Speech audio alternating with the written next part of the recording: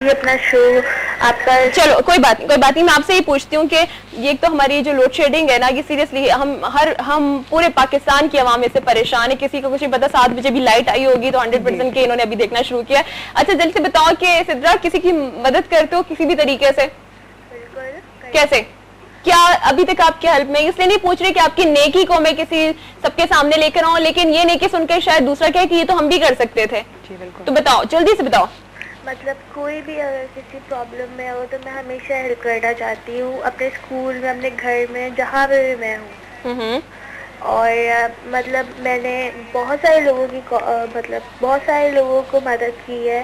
Okay, लेकिन मैं show नहीं करना चाहती। बहुत अच्छी बात है, thank you so much, thank you, love you. आप लोग इसी तरह से, अगर उन्होंने बहुत प्यारी बात की शफकत जी ने कि अगर आप अपनी जो है ना वो मदद कर रहे हो ना, तो समझिए कि आपने सबकी मदद भी करनी शुरू कर दी। आप लोगों के साथ बैठे उठते हैं, जाते हैं आते हैं, आप लोगों के साथ एक मतलब आपके इर्द गिर्द क्राउड होता है कि आप ऑफिस में हैं, आप स्कूल में हैं, आप कहीं पे भी हैं, कहीं पे भी किसी के साथ कुछ होता है। अगर आप किसी के लिए कुछ कर रहे हो तो अल्लाह न करे कल हम किसी ऐसी सिचुएशन में आ गए तो हमारे लिए बहुत सारे लोग खड़े होते हैं कि जी ये शख्स ऐसा है कि जो दूसरों के लिए खिदमत खल्क का जज्बा अपने अंदर रखता है। तो ये जज्बा आप अपने अंदर रखें और इसे कभी भी कम मत होने दें, क्योंकि यही जिंदगी है। और यही जिंदगी, जब तक जिंदगी है तो ये खूबसूरती का एहसास दिलाती है और हर चीज का एहसास दिलाती है। तो अगर आपने किसी की मदद कर दी है तो इससे अच्छी कोई और बात हो ही नहीं सकती। इसके साथ ही हमारा ये सेगमेंट खत्म हो रहा है, लेकिन इंशाल्लाह कि बहुत जल्दी हम इनको दोबारा इन्वाइट करेंगे और बहुत अच्छी इंफॉर्मेशन आप लोगों के लिए लेकर आएंगे। थैंक यू सो मच, अपना बहुत ज्यादा ख्याल रखिएगा। Thank you. और उसके साथ ही हम चलते हैं अपने अगले सेगमेंट की तरफ, जिसमें हमारे साथ होंगे एक क्लासिकल सिंगर। कौन है ये पता चलेगा आपको ब्रेक के बाद। वेलकम बैक एक बार फिर आपके साथ इवनिंग लंच में आपके होस्ट है ना। और जनाब के अभी आप जो हमारा सेगमेंट देख रहे थे उसमें आपको बहुत ज्यादा अवेयरनेस मिली होगी कि किस तरह से हमें खुद पे डिपेंड करना चाहिए। हम मतलब इंतजार करते रहते हैं कि अल्लाह ना करे कभी कोई ऐसी हंगामी सूरत हाल पेश आ जाती है तो फिर हम इंतजार करते हैं किसी मदद का। तो हमें इतना जो अपनी हमारी रूटीन है इसमें कोई अगर इत्तफाकी तौर पर हादसा हो जाए तो हमें से खुद पे किस तरह से निपटना चाहिए, हमें किस तरह से अवेयर होना चाहिए। वेल अभी जो सेगमेंट हमारा है इसमें हमारे 2 गेस्ट मौजूद हैं और एक मज़े की बात ये है कि हमारे साथ एक क्लासिकल सिंगर है और एक हमारे साथ डॉक्टर साहब हैं और वो ENT स्पेशलिस्ट हैं। तो थोड़ा सा हमारे जो सिंगर हैं उनके हवाले से भी कुछ क्वेश्चंस मैं उनसे पूछूंगी, आप लोगों के सवालात भी शामिल होते रहेंगे। तो सबसे पहले जो हमारे गेस्ट यहाँ पर मौजूद हैं उस्ताद उमराव बिंदु खान साहब के साहबजादे हैं और माशाल्लाह से pride of performance and gold medalist भी हैं। तो मैं आपको मिलवाऊंगी उस्ताद मजहर बिंदु खान से। अस्सलाम वालेकुम। अस्सलाम वालेकुम। कैसे हैं आप? अल्लाह का शुक्र। बिल्कुल मजे में। थैंक यू सो मच क्या हमारे साथ इस शो में भी मौजूद हैं। तो आपसे गपशप रहेगी, बातचीत का सिलसिला रहेगा। तो हम और हमारे साथ जो गेस्ट मौजूद हैं यहाँ पर माशाल्लाह से आप इनको डिफरेंट चैनल्स पे भी देखते रहे और आज बहुत सारे लोगों के बहुत सारे प्रॉब्लम्स भी सॉल्व हो सकते हैं। ENT स्पेशलिस्ट हैं डॉक्टर तारिक साहिब साहब। अस्सलाम वालेकुम। कैसे हैं साहब? ठीक ठाक, मजे में अल्लाह का शुक्र। माशाल्लाह से इतने ज़्यादा मसरूफियत है आपकी, क्योंकि अभी सारी डिटेल मुझे पता चल रही थी कि सिविल हॉस्पिटल में भी होती है, इसके साथ अब अपना क्लिनिक भी कर रहे हैं, तो बड़ा टफ रूटीन होती होगी। राइट, डॉक्टर्स की लाइफ तो आपको पता है काफी टफ होती है। घर वाले जरा थोड़े से हो जाते हैं कि टाइम यूज्ड टू हो जाते हैं, यूज्ड टू हो जाते हैं। तो हम आपसे क्वेश्चंस करेंगे। थोड़ा सा ये मतलब कि मैंने कहा कि इनके हवाले से भी कुछ सवाल करूंगी। सिंगर्स का काम होता है गाना, ठीक है, गा रहे होते हैं, बड़ा ख्याल रखना पड़ता है उन्हें अपने गले का भी। तो जो हमारे साथ डॉक्टर साहब मौजूद हैं तो मेरे ख्याल ये बड़ा एडवाइस भी दे देंगे आपको कि क्या करना चाहिए। लेकिन आपसे मैं ये पूछूंगी सबसे पहले कि आप माशाल्लाह से इतने अरसे से गा रहे हो और एक खूबसूरत आवाज आपकी, तो अपने फादर की वजह से, अपने वालिद साहब की वजह से इस फील्ड में आए? जी हाँ, हमारा खानदानी, हम लोग खानदानी गवैये हैं। हमारा जब पाकिस्तान बना था तो पाकिस्तान में 5 खानदान आए थे, 5 घराने मौसीकी के, जिसमें दिल्ली घराना, गवालियर घराना, पटियाला घराना, कव्वाल बच्चा और शाम 84 घराना, ये घराने आए थे पाकिस्तान में। अब तो घरानों का रिवाज ही ख़त्म हो गया, क्योंकि क्लासिकल मौसीकी को उस तरह से प्रचार नहीं किया जा रहा जैसा होना चाहिए। हम लोग बेसिकली पॉप सिंगिंग की तरफ चले गए, ज़्यादा चले गए, और इसकी सबसे बड़ी वजह यह है कि हम कमर्शियल हो गए। और कमर्शियलिज्म में तो आपको पता है कि अगर कोई चीज़, किसी का एडवर्टाइज भी होता है तो वो सेकंड्स का होता है। अब गाने जो हैं वो भी 2 मिनट 3 मिनट के हो गए। अच्छा, पहले जो होते थे वो बड़ी राग और सुर होते थे जो काफी देर तक उस सॉन्ग को लेकर चलते थे, उसका टाइम ड्यूरेशन ज्यादा होता है। टाइम ड्यूरेशन में उसमें मेहनत बहुत होती है, उसको संभालना, आवाज को, ये डॉक्टर साहब बैठे हैं, डॉक्टर साहब बताएंगे कि अपनी आवाज को संभालना कितना मुश्किल होता है। तो हम लोग जब रियाज करते थे तो हमारे को जो रियाज कराया जाता था तो वो बड़ी मेहनत का होता था और होता है, रियाज तो होता है। इस लिस्ट में आ गए कि हमारा जो इस वक्त कमर्शियल दौर है, तो आप लोगों ने भी अपने सॉन्ग्स को उसी तरह से नहीं, हमने नहीं किया, उस तरह से नहीं किया, हमने अभी नहीं किया। ये इनफैक्ट ये तो है कि हम रेडियो पाकिस्तान में एज अ कंपोजर काम कर रहे हैं, कंपोजिशंस कर रहे हैं, हमारे शागिर्दों को हम सिखा रहे हैं। अब हमारे पास जो शागिर्द आते हैं वो मुख्तलिफ होते हैं। हमारे पास जो शागिर्द आते हैं उसमें कोई गजल गाना चाहता है, कोई गीत गाना चाहता है, उनका शौक इसी तरह, उनका शौक कोई क्लासिकल गाना चाहता है, मगर हम उनको सिखाते क्लासिकल है, वो कुछ भी गाएं, क्योंकि सुर और लय ये दो के बारे में उन्हें मालूम होना चाहिए। ठीक है, अच्छा जी, आप लोग कॉल्स कर सकते हैं। डॉक्टर साहब भी, डॉक्टर तारिक भी हमारे साथ मौजूद हैं कि अगर आपको अपने गले से, कान से थोड़ा सा कुछ प्रॉब्लम है तो कॉल्स कीजिए। साथ में हमारे कॉलर्स आने शुरू हो गए, तो देखते हैं जिस वक्त हमारे साथ कौन है। अस्सलाम वालेकुम। वालेकुम अस्सलाम, कैसे हैं आप? मैं बिल्कुल ठीक ठाक हूँ जी, अपना नाम बताइएगा। मैं उस्मा रहमान बात कर रही हूँ। उस्मा रहमान, कराची से? जी हाँ। ओके उस्मा, क्या कहना चाहेंगे आप?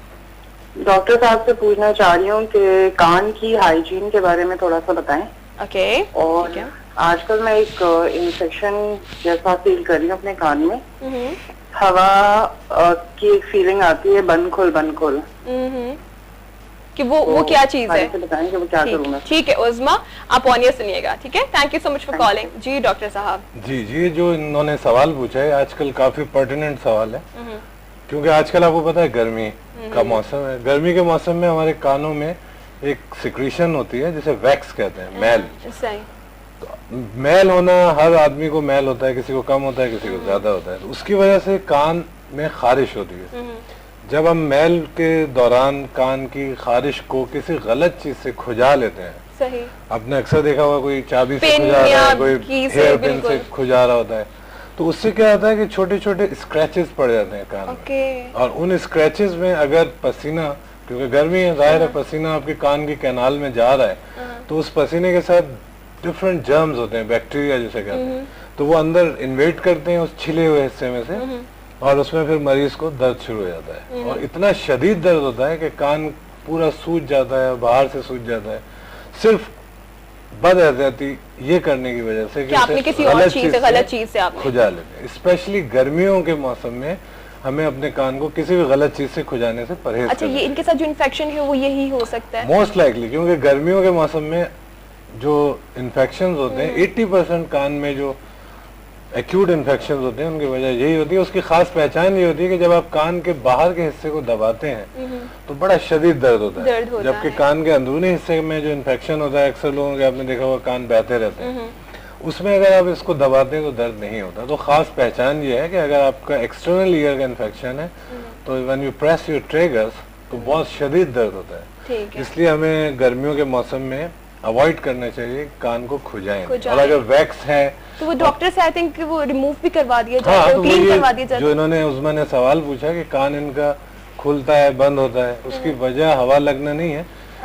जब ये नहाते हैं हम तो पानी अंदर जाता है, पसीने से थोड़ा सा नरम होता है वैक्स, जब नरम होता है तो हमारे ईयर ड्रम के आगे आ जाता है तो कान बंद हो जाता है। और उससे वो हमें साउंड्स भी कुछ अजीब बिल्कुल के कौन सी आवाजें आती है, कभी रेल के इंजन जैसी आवाज आ रही होती है। तो उसका ये है कि आप कान को साफ करवा लें। सक्शन क्लीनिंग एक प्रोसीजर होता है, किसी भी माहिर ईएनटी डॉक्टर से पहले कान को नरम करेंगे मैल को, और उससे कोई प्रॉब्लम या कोई चीज ऐसी नहीं होती ना? नहीं, लेकिन वो पहले डॉक्टर को दिखा लेना चाहिए कि वही प्रॉब्लम है। अब कभी कभार फंगल इन्फेक्शन भी होता है, वो भी गर्मियों में, और स्विमर्स में वो बहुत ज्यादा कॉमन होता है, या जो लोग नहाते में कानों में पानी जाता है तो पानी की वजह से फफूंद लग जाती है। फंगस इज नथिंग बट फफूंद, और जहाँ भी फंगस होता है वहाँ कान में बहुत शदीद खारिश होती है, खारिश होने की वजह से खुजा लेते हैं, खुजाने की वजह से इन्फेक्शन हो जाता है, ये उसमें दर्द हो जाता है। अच्छा डॉक्टर साहब एक और सवाल भी है, गर्मियाँ हैं और आवाज का ताल्लुक इधर भी है, मेरा काम ये नहीं, एक और सवाल आपकी फील्ड से रिलेटेड कि हम आवाज के बारे में बात करेंगे,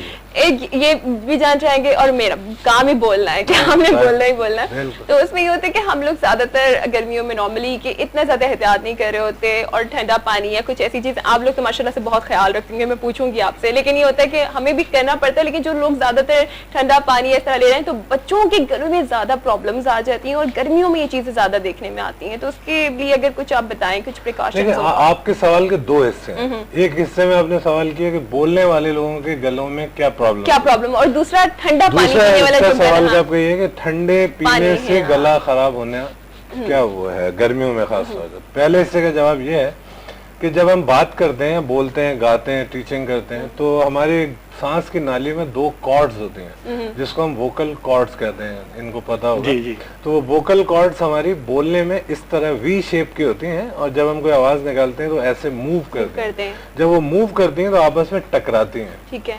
जब हम जोर से बोलते हैं तो एक तो एयर का अंदर से फ्लो बहुत तेजी से निकलता है और इसमें टकराने के ज्यादा इम्कान होते हैं, मूवमेंट भी बहुत ज्यादा होती है, जिसकी वजह से सिंगर्स, टीचर्स, प्रीचर्स, हॉकर्स, बस कंडक्टर्स या कोई भी ऐसा आदमी जो वॉइस अब्यूज करता है, आवाज का ज्यादा इस्तेमाल करता है, तो उसमें एक चीज होती है, सबसे पहले तो इन वोकल कॉर्ड्स की थिकनिंग होती है, यानी इसमें सूजन आती है, उसमें अक्सर चेंज ऑफ वॉइस होती है, आप उसको रेस्ट करके सही कर लेते हैं, उसको भी अगर आप मतलब निग्लेक्ट करें, आगे वोकल नोड्यूल्स होते हैं, छोटे छोटे दानों की तरह की चीजें हमारी वोकल कॉर्ड्स में पैदा हो जाती हैं, और उससे भी एक बड़ी चीज होती है जिसको कहते हैं वोकल पॉलिप्स। पॉलिप्स जो होते हैं वो एक छोटा सा गोश्त नुमा चीज होती है जो कि हमारी इधर डेवलप हो जाती है वोकल कॉर्ड्स में, फिर नोड्यूल्स को और पॉलिप्स को सर्जरी करके हम लोग सही करते हैं। इसमें आजकल जो हमारा सिविल हॉस्पिटल में लेजर सर्जरी है, जो पाकिस्तान में सिंध में वाहिद लेजर है जो हमारे पास सिविल हॉस्पिटल में काम कर रहा है, तो इसमें हम ऑपरेट करते हैं, इससे लेजर के रिजल्ट्स बहुत अच्छे हैं। लिहाजा इनको हमारे क्लासिकल सिंगर साहब जो इनको मशवरा ये कि रियाज तो जाहिर है उसके बगैर तो उनकी जिंदगी नहीं, लेकिन बहुत ज्यादा जोर से रियाज नहीं करें और बहुत मतलब लंबे टाइम के लिए आप कोई भी बोलने का काम ना करें ताकि इन चीजों से बचा जा सके। दूसरा सवाल जो है आपका उसका ताल्लुक है बच्चों में ठंडा पानी पीने से क्या होता है। गर्मियों के मौसम में होता है कि चेंज ऑफ टेम्परेचर होता है, आप एक जगह बैठे हैं, बहुत गर्मी से आए, एकदम से आप एसी के कमरे में चले गए या किसी सही कूल जगह पे चले गए, तो आपका एकदम वेरिएशन होती है टेम्परेचर, जिससे हमारा जो इम्यूनिटी सिस्टम है उसमें एक मुदाफियती जो निजाम होता है उसमें वो अभी उसी से ट्यून हुआ है गर्मी से, और उसे आप मौसम में आ गए। हाँ, तो अब जैसे आपने और ऊपर से ठंडा पानी पिया तो आपका जाहिर है वो सारा गला, खाने को निकलने का जो खाने की नाली होती है वो एक अलग चीज है और सांस की नाली एक अलग चीज है। आमतौर पे ठंडा पानी पीने से आवाज पे इतना फर्क नहीं पड़ता, आवाज पे जो फर्क पड़ता है वो नजले से पड़ सकता है, जिसमें जब नजला हमारे पीछे गले में गिरता है तो हमारे सांस की नाली में गिरता रहता है, जिसकी वजह से उसमें इन्फ्लेमेशन हो जाती है, रेडनेस हो जाती है, तो वोकल कॉर्ड्स भी मुतासर होती हैं, तो आवाज भी खराब हो जाती है, और अगर ऊपर वाले गले के हिस्से में गिरता है तो गले में दर्द शुरू हो जाता है। इतना डिटेल से सीरियसली बिलीव करें कभी किसी ने नहीं समझाया, इतना क्लियरली समझाया कि समझ आ रहा है कि क्यों होता है। भाई हम कह देंगे जी